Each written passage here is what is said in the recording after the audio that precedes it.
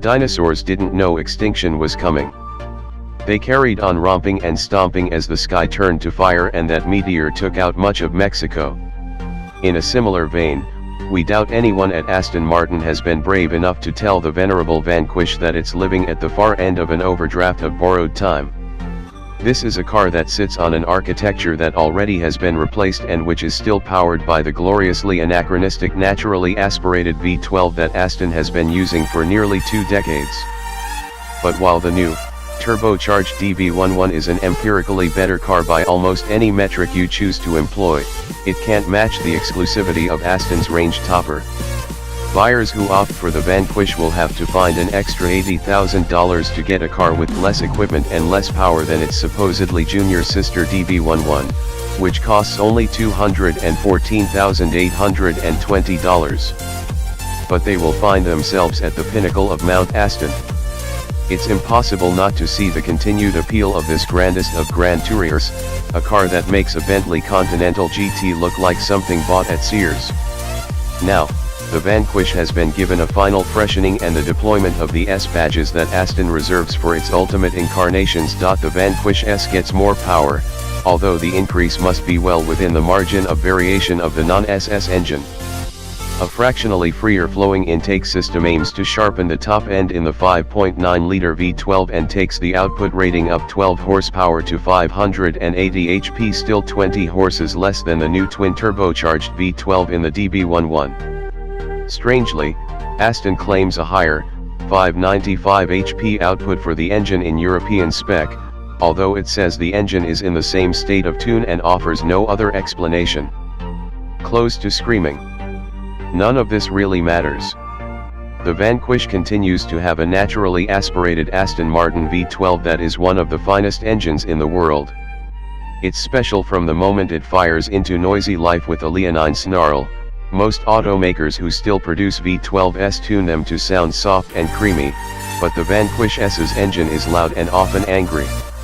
Its character shifts with both revs and load, sometimes yowling and sometimes when closing in on its 7,000 RPM limiter close to screaming. Yet it doesn't quite manage to deliver a corresponding amount of fury. The Aston is certainly fast. The company claims a 201 miles per hour top speed and a 3.5 second 0 to 62 mph time, 0.3 second brisker than the stated acceleration time for the non-S Vanquish. The last standard Vanquish we tested sprinted to 60 miles per hour in 3.6 seconds. Yet it lacks the almost instant low-down urge that comes from turbocharging, which many similarly priced competitors now deliver.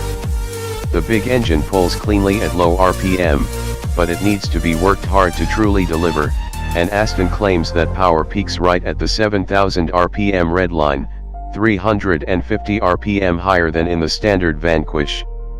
The upside of natural aspiration is that throttle response remains scintillating and the standard 8-speed ZF Autobox has been retuned to shift with more aggression. Changes made to the Vanquish S's chassis, although modest, have had a greater and counterintuitive effect. Spring rates have been stiffened by 10%, these on top of the 10% increase the Vanquish was given in 2015, and there's also a brawnier rear anti-roll bar and firmer suspension bushings. Yet expectations that this toughening will increase the hardness of the Aston's core seem off the mark. It actually feels noticeably more compliant than before, riding out bumps and rougher road surfaces with impressive disdain. We're told the broadened bandwidth should be mostly credited to a smarter algorithm controlling the Bilstein adaptive dampers, allowing them to react more quickly. Still big but nimbler. The Vanquish S still feels big, but it can be hustled at an impressive pace thanks to high grip levels and accurate steering responses, which have also benefited from the suspension sharpening. The steering has gained some weight over the non-S Vanquish, although with no loss in feel. We're still not keen on the squared-off steering wheel, though what's wrong with round? Driving on cold and greasy English roads revealed another advantage of the engine's relative lack of low-down torque. The Vanquish manages to find impressive traction where turbo rivals would be battling their traction control systems.